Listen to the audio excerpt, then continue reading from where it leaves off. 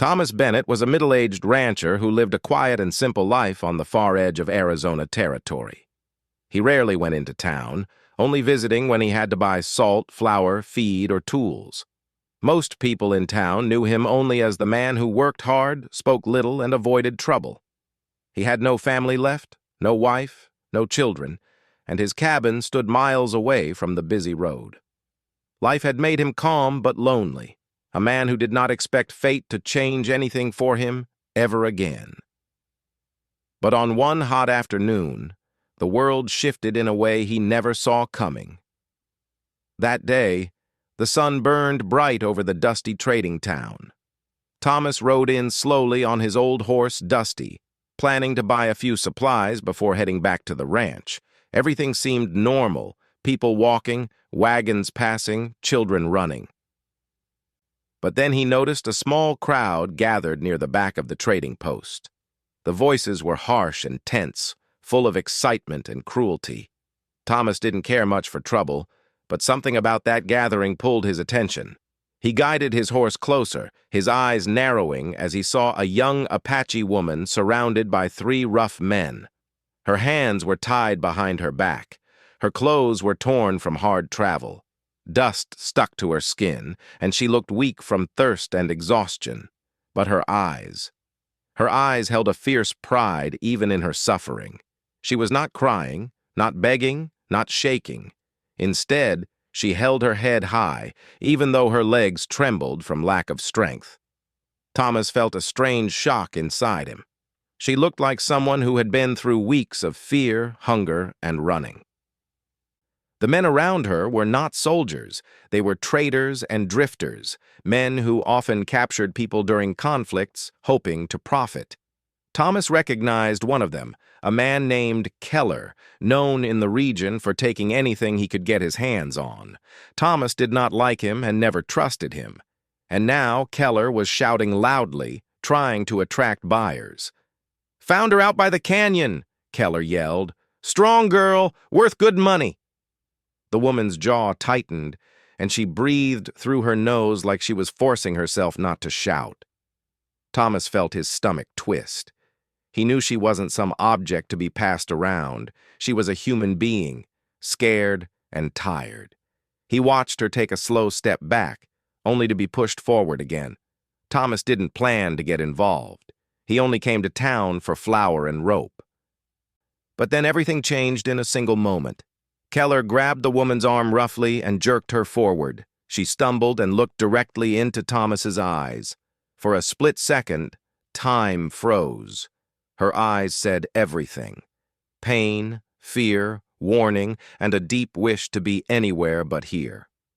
And then she spoke in a soft but strong voice, as if she were speaking to herself more than anyone else.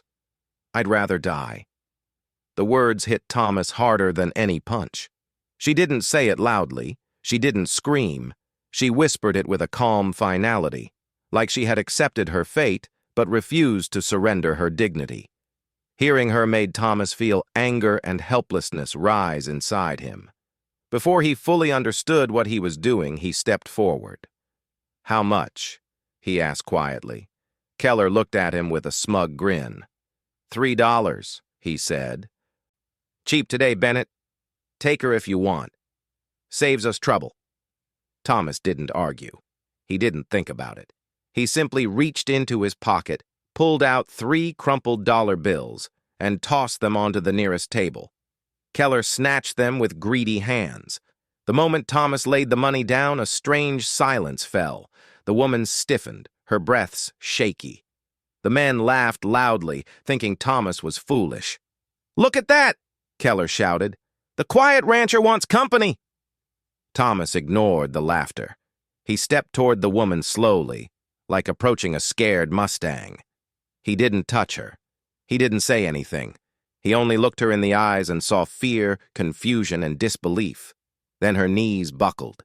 She had been standing on pure willpower, and now that the danger shifted, her strength finally gave out.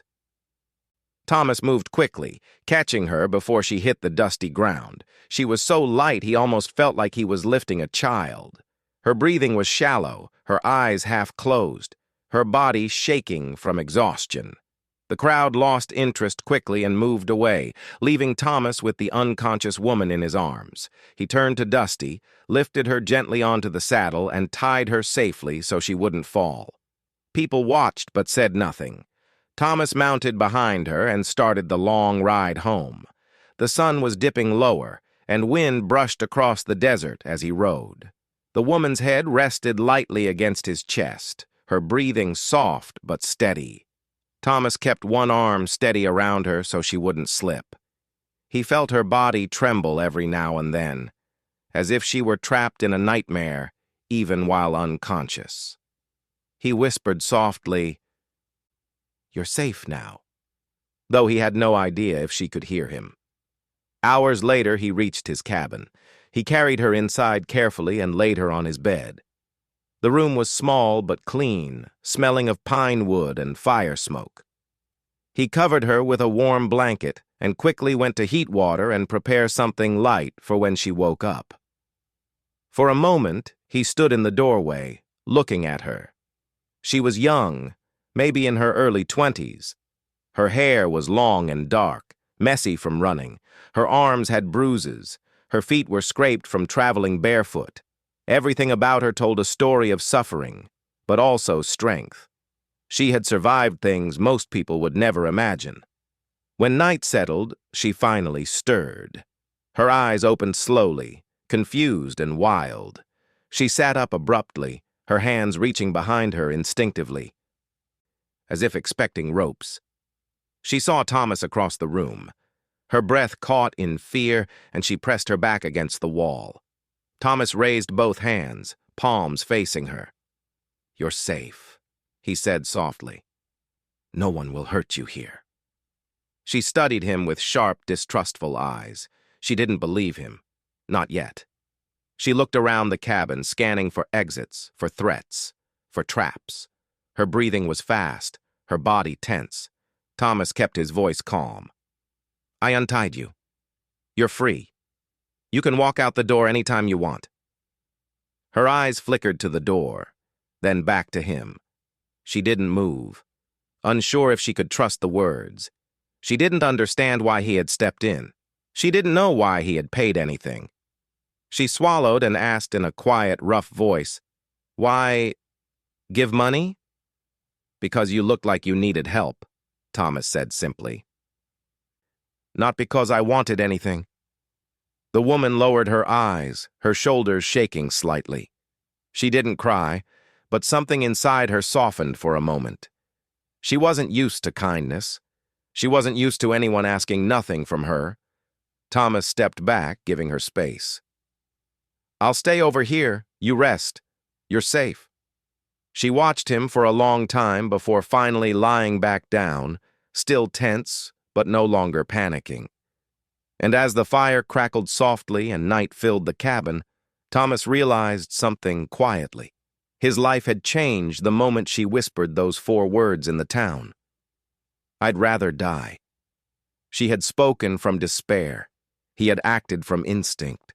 And now their 2 lives, once completely separate, were tied together by a single moment of courage and compassion.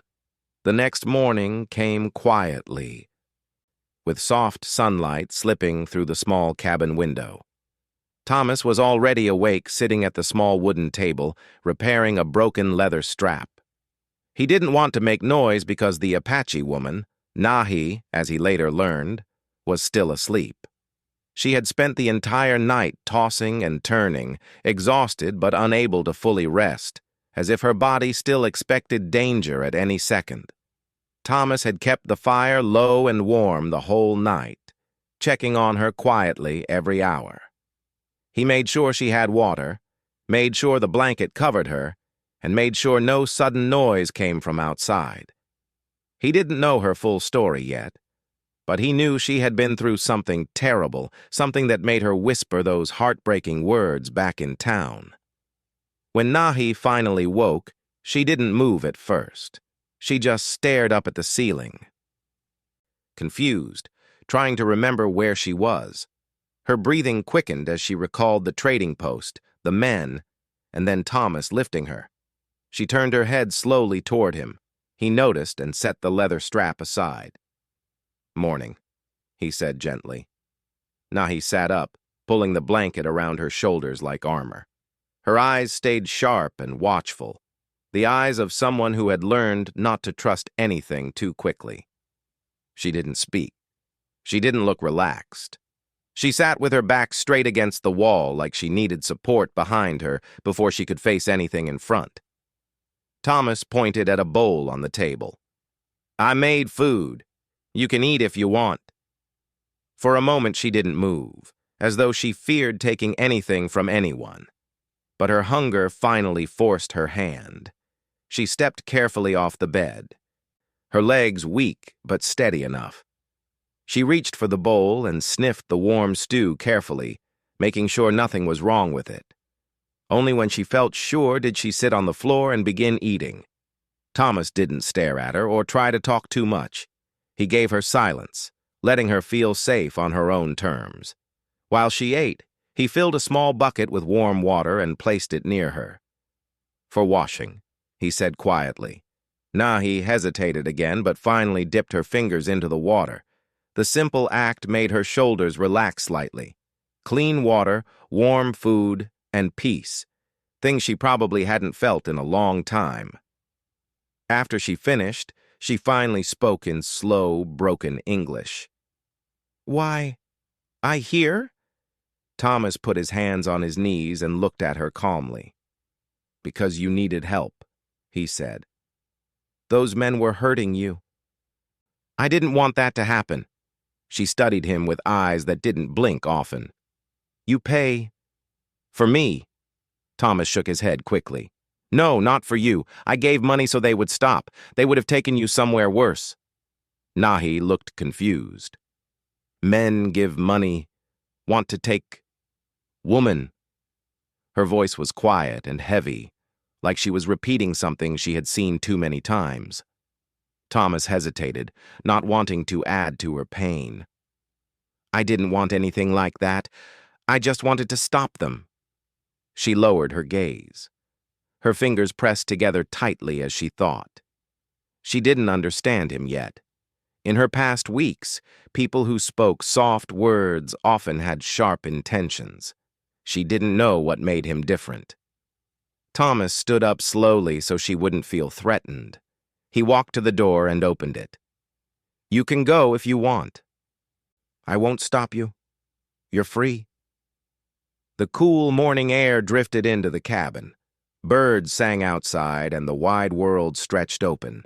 Nahi stared at the open door for a long moment. Her chest rose and fell with deep breaths. She wanted freedom, but freedom without safety felt like another prison. She wasn't strong enough to travel yet. She didn't know who waited outside, and she didn't know if the men from before were searching for her. She shook her head slightly and pulled the blanket tighter around her shoulders. She did not walk out the door. Thomas nodded, understanding more than she realized. He quietly closed the door. Later, while she sat near the fire, warming herself, Thomas returned to his work outside. He chopped wood, fixed the fence, and carried water from the well. He didn't check on her every minute. He didn't hover over her, but he kept the cabin door open so she could see him, see that he wasn't hiding anything, see that he was simply living his life. Nahi watched him from the doorway for a long time. She studied the way he worked, steady, quiet, patient. He didn't move like a man who wanted control. He didn't speak with loud commands. He was calm in a way she wasn't used to. Slowly, bit by bit, her shoulders loosened, and some of the fear faded. Around noon, she stepped outside for the first time. Her feet touched the dirt softly, and she looked around the ranch. Chickens scratched the ground, the horse grazed quietly, and the wind carried a peaceful sound. There was no threat here, no shouting men, no ropes, no weapons pointed at her. Thomas noticed her standing near the steps and approached slowly. "Do you need anything?" he asked. She looked at the sky, then at the horizon, then back at him. Her voice was soft. "You live alone?" "Yes," he said simply. A long time now. She nodded slowly, as if understanding some new piece of the puzzle. No woman here? She said carefully. No, Thomas replied. She looked into his face, searching for something, perhaps truth, perhaps motive. Why help me? She whispered again, like the question still sat heavy inside her. Thomas took a deep breath. Because no one else was going to, and because what they were doing was wrong. She stared at him for several seconds, then turned her face away, overwhelmed. She walked back into the cabin, needing space to think. Thomas didn't follow. He went back to work, letting her process everything in her own time.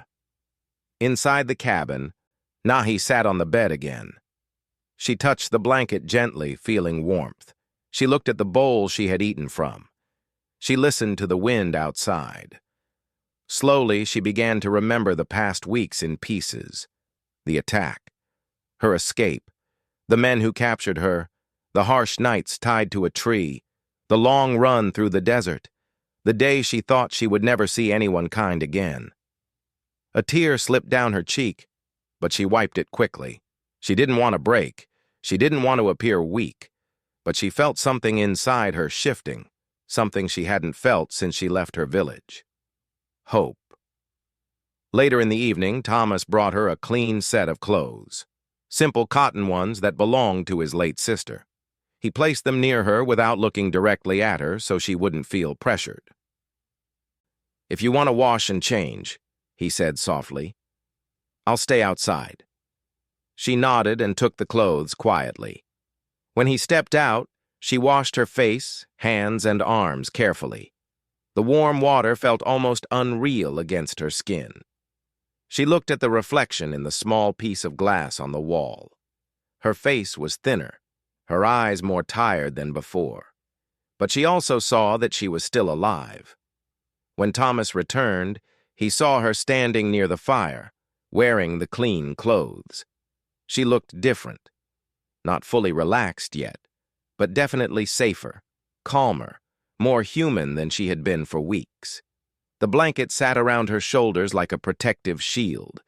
Thomas offered her a second bowl of warm stew. She accepted it without hesitation this time. As she ate, she spoke a little more. She told him her name, Nahi. Her voice was rough, the name trembling on her lips like she hadn't spoken it aloud in a long time. Thomas repeated it softly to make sure he got it right. She nodded slowly. She didn't tell her whole story yet. She wasn't ready. But she trusted him enough to give him her name. That alone meant something. When night came, Thomas gave her the bed again and slept on the floor near the door. Nahi watched him, surprised that he chose the hardest spot for himself. She wrapped the blanket around her tightly and closed her eyes. Before she slept, she whispered something in her own language, a small prayer of protection. She didn't know if anyone heard it, but Thomas, lying on the floor, heard her soft whisper and felt something warm in his chest. Not pity, not obligation, something else, respect. And without saying it aloud, both of them knew one thing. A fragile, cautious connection had begun, born from danger but growing from kindness. Their paths were no longer separate, and neither understood yet how deeply their lives would change in the days ahead. The next few days passed slowly, like soft waves moving across a quiet lake.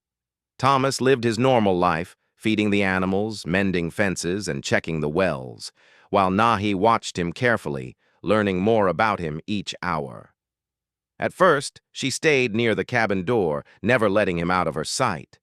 She would sit with the blanket wrapped around her shoulders, her knees drawn up, studying every sound and movement.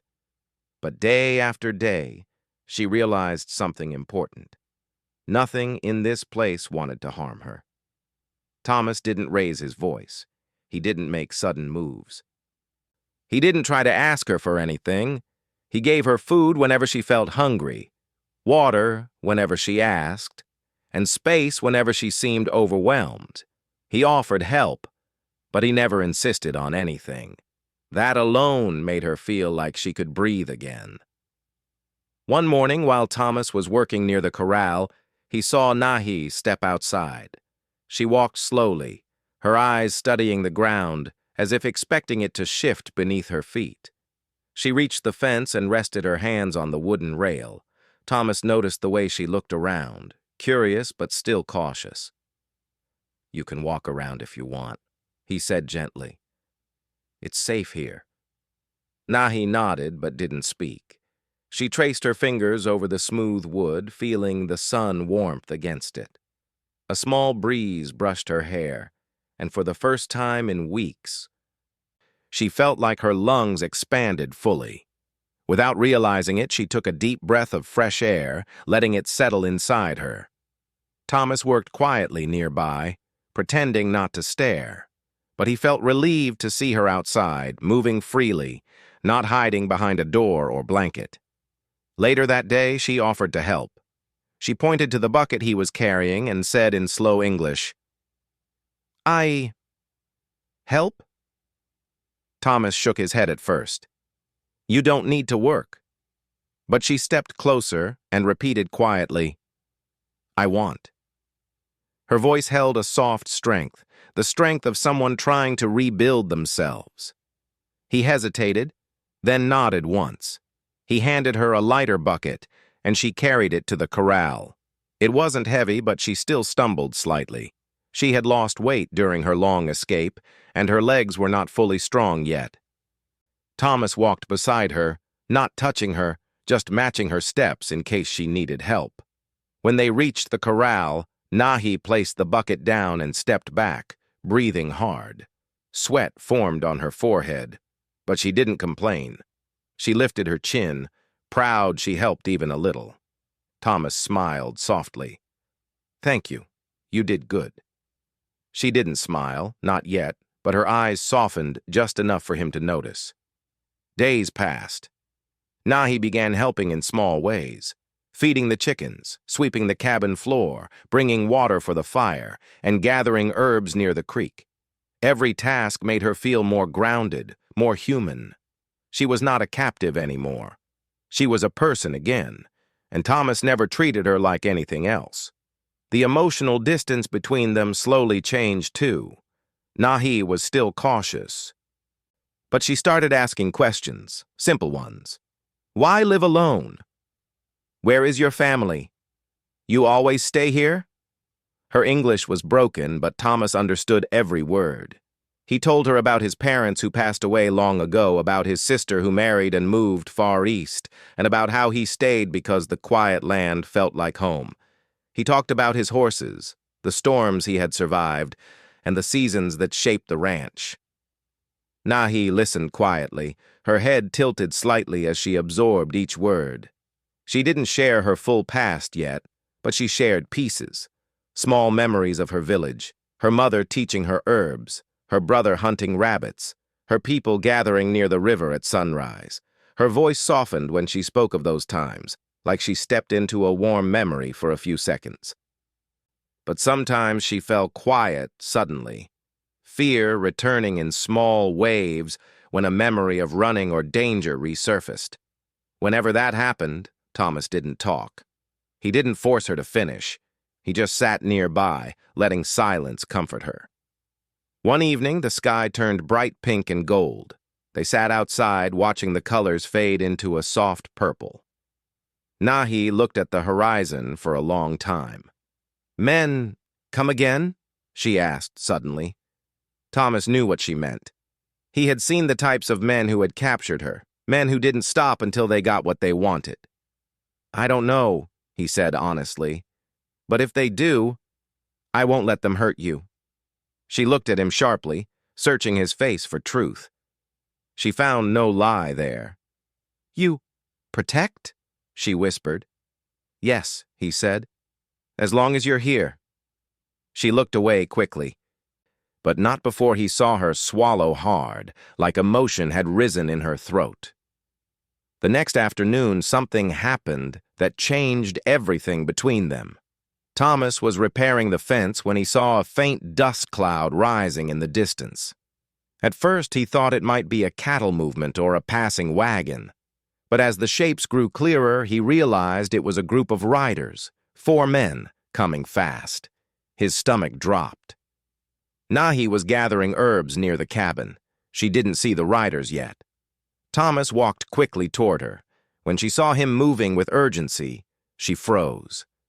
"What?" she whispered. "People coming," he said. "You need to hide."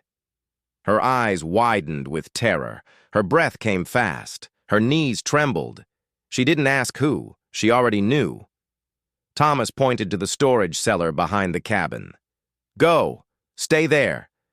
Don't make a sound. I'll handle them." She swallowed again, panic swirling inside her, but she trusted him enough to run. She slipped inside the cellar, and Thomas closed the wooden door quietly, covering it with a worn tarp so it blended with the ground. He took a deep breath and stepped onto the porch, wiping sweat from his forehead and trying to look like a man just working his land. The riders approached, dust rising behind them. Their leader, a tall man with a thick beard, pulled his horse to a stop in front of Thomas. "You seen an Apache girl around here?" the man demanded. Thomas kept his face calm. "I haven't seen anyone." "She escaped from us," the man growled. "We tracked her near this area." Thomas shook his head. "Just me out here." The man narrowed his eyes, studying Thomas, then scanning the ranch house, the barn, the corral, the open land. "Mind if we look around?" he asked, but his voice made it sound more like a threat. Thomas stepped forward, blocking their path. "There's nothing here for you." The man stared at him, annoyed. "Ain't wise to protect someone like that. Apache girl ain't worth trouble." Thomas didn't move. "I don't have anyone here." Silence thickened. Tension hung in the air like a stretched rope ready to snap. Finally, the leader clicked his tongue and pulled on his reins. "Let's go." "She ain't here." The group turned their horses and rode off slowly at first, then faster as they moved farther away. Thomas watched until they became small dots on the horizon. When he was sure they were gone, he walked back to the cellar and lifted the wooden door. Nahi was curled in the corner, shaking, her hands covering her mouth to keep herself silent. When she saw him, tears filled her eyes. Not loud tears, but the silent kind that come from deep fear and deep relief mixed together. Thomas knelt on one knee. "They're gone," he said softly. "You're safe." Nahi looked at him, breathing fast, then suddenly covered her face with her hands. Weeks of fear, running, hiding, and surviving finally collapsed all at once. She didn't sob loudly. She simply let the emotions spill out, her shoulders shaking. Thomas didn't touch her. He just stayed close enough for her to know she wasn't alone. When she finally looked up, her voice trembled. "You protect me. You stand for me." "Yes," he said simply. "I did." "Why?" she whispered, her voice barely a breath. "Because you deserve safety," he answered. "And because what they want is wrong." She stared at him for a long time. Something changed inside her, something gentle, something grateful, something that made her believe she wasn't just surviving anymore. She was beginning to live again. That evening, she followed him around the ranch without keeping distance. For the first time, she walked beside him, not behind him or away from him. She carried water with him. She helped him shut the barn door. She even sat on the porch near him, watching lightning bugs glow in the darkening sky. She didn't say much, but she didn't need to. Her presence spoke for her. She felt safe. She felt protected. And slowly, she felt trust growing. Trust in a man who expected nothing in return. Trust in a place that gave her shelter. Trust in a life she thought she lost forever. The bond between them was no longer uncertain or fragile. It was becoming real. And neither of them knew how deeply this new connection would shape what happened next. The days after the riders came and left were different for both Thomas and Nahi. Something had shifted between them. Something unspoken but strong. Nahi began moving around the ranch with a little more confidence. She helped feed the chickens every morning. She gathered herbs more calmly instead of looking over her shoulder every few seconds.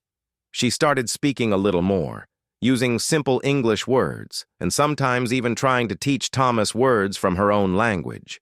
Every day she grew stronger, inside and out, but even as she began to feel safer, a quiet sadness still lived in her eyes. Thomas noticed it whenever she stared at the horizon for too long or sat by the fire lost in thought. One evening, while she ground herbs into a bowl, he asked gently, "Are you thinking of home?" She paused, her hands stopping mid-movement. "Yes," she whispered. "My people. Maybe alive, maybe gone." Thomas nodded, understanding how heavy that uncertainty must feel. She glanced at him, trying to find the right words. "I want... Go back," she said finally, her voice barely above a breath. He expected that someday, but hearing it still made his chest tighten slightly. He didn't show it. He simply nodded again. "I'll help you," he said. Nahi blinked in surprise. "Help? Me go?" "Of course," he answered softly. "It's your life. You deserve to decide where you want to be." She stared at him for a long time, as if trying to understand why any man would help her leave instead of making her stay. The more she watched him, the more she realized something. Thomas never once treated her like a burden, an object, or a problem. He had protected her, fed her, listened to her, and given her freedom without asking for anything back. She felt an ache in her chest, not from fear, but from the kindness he showed her, again and again. The next morning, Thomas began preparing for the journey. He checked the horse, packed food, filled water skins, and studied the map he drew by hand based on rivers, hills, and trails he remembered. Nahi watched him silently. The way he worked told her he meant every word. He was willing to ride into unknown land just to help her find her people. When she stepped out of the cabin with a small bundle of herbs tied in a cloth, Thomas looked at her and smiled softly. "You ready?" She swallowed and nodded, but something kept her rooted in place. She looked around the ranch one more time, the cabin that sheltered her, the corral, the quiet earth that had given her peace. Then her eyes returned to Thomas, and for a moment she felt something warm, something deep, something she didn't know how to explain. "Thank you," she whispered. She didn't say it loudly, but the emotion behind it filled the entire space. They rode through long stretches of forest and desert over the next 2 days. Thomas kept her safe the entire way, watching for tracks, staying alert at night and guiding her through rough paths. They talked more during the journey. Nahi told him little pieces of her past, her mother's songs, her brother's jokes, the way her people ran across the hills during spring ceremonies, and the names of plants that healed sickness. Thomas listened with quiet respect, learning more about her strength with every mile. He shared stories, too, about his childhood, how his father taught him to rope cattle, how his sister used to braid flowers into the horse's mane, and how he used to think he would have a family of his own someday before life became too lonely. Late one evening, they stopped by a stream. Nahi crouched beside the water, washing her hands and face, watching the ripples dance. Thomas sat nearby, whittling a piece of wood with his small knife. A peaceful silence settled between them. Suddenly, Nahi turned to him. "You not ask me, stay with you," she said slowly, her voice soft but curious. Thomas paused, letting the question hang in the air. He set the wood down and looked at her with calm eyes.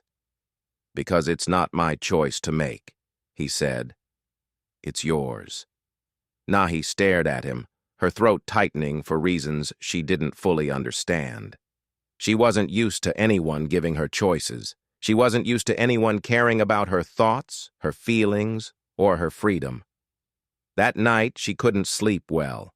She kept thinking about all the times he protected her, about how he stood up to the riders, about how he slept on the cabin floor so she could rest without fear, and about how he was now helping her return to her people, even though it meant he would be alone again. As dawn approached, they continued the journey. The land became familiar to Nahi. The hills, the river bend, the tall, dry grass. She grew quiet, her eyes searching everything around her. Every tree and stone might be a memory, every sound might belong to her past. Finally, they reached a high ridge. Nahi stepped forward, her breath caught in her throat. Below them, tucked between two hills, was the remains of her village. Her heart sank. The village was silent. Some of the huts were burned, others stood empty. Wind moved through the ashes like a whisper of what once was. She walked down the ridge slowly, almost afraid to see the truth. Thomas followed behind her, giving her space. Nahi knelt in front of the remains of a fire pit. She touched the ground with trembling fingers. Then she whispered in her own language, words of loss, of longing, of grief. Her shoulders shook silently. She didn't cry loudly. Her grief was quiet, like the land around her. Thomas watched from a distance, his heart heavy for her. She stayed there for a long time, touching the earth, picking up small objects, broken pottery, burned cloth, pieces of memory. Finally, she stood up. Her face was wet with tears she had wiped away, but her eyes held a deep calm now. She walked toward Thomas slowly. He waited, unsure what she would say. "My people. Gone," she said softly. "Maybe moved. Maybe taken. But not here." Thomas nodded. She looked at the empty village again. Then she turned back to him, taking a long breath. "I have no home now, except where I choose," she whispered. He didn't speak. He didn't want to push her toward any decision. She stepped closer until she stood right in front of him. "You save me," she said. "You give me food, safety, respect. You give me freedom." She looked into his eyes. Her own eyes filled with warmth and certainty. "If I come back to your ranch, Thomas, can I stay?" she asked softly. Not as fear, not as trouble, as someone who wants to be there. Thomas felt something inside him loosen, something that had been held tight since the day he carried her from the trading post. He nodded slowly, his voice thick. "You can come back," he said. "You're welcome there. Always." Nahi lowered her head, letting out a long breath of relief. For the first time in a long time, she felt like she belonged somewhere, not because she was forced, but because she chose it. The journey back felt lighter. The land didn't look frightening anymore. She rode beside Thomas instead of behind him, matching his pace easily. Sometimes their shoulders brushed and neither pulled away. They shared food, shared stories, shared quiet moments that felt warmer than any fire. When they reached the ranch again, Nahi stepped down from the horse and looked around with different eyes. This was not a stranger's place anymore. This was a place where she found peace, safety, and kindness. She walked toward the cabin and touched the wooden door gently. Thomas stood behind her, feeling nervous for the first time in years. "You sure you want to stay here?" he asked softly. She turned around, her expression calm, steady, warm. "Yes," she said. "Here. I live again." Thomas felt something inside him settle, like two pieces of life finally fitting together. He opened the door for her, and she stepped inside. She looked at the fire, the blankets, the simple things that had kept her alive. Everything felt familiar now, like pieces of a new beginning. Nahi stood by the fire, warming her hands. She looked over her shoulder at him. "You helped me when no one else did," she said quietly. "I not forget. And I stay because I want, not because you pay money." Her voice softened. "Because you gave me my life back." Thomas nodded, unable to speak for a moment. Outside, the sun dipped behind the hills, painting the sky in gentle colors. Inside the cabin, two quiet souls, one who had lost everything and one who had lived alone for too long, found something they didn't expect to find: a second chance. Not born from force, not born from desperation, but born from trust, kindness, and the simple courage of choosing each other freely. Their story had begun with fear and danger, but it ended with hope. And in the quiet of that little ranch, life started again for both of them, gentle, peaceful, and full of the promise of days yet to come.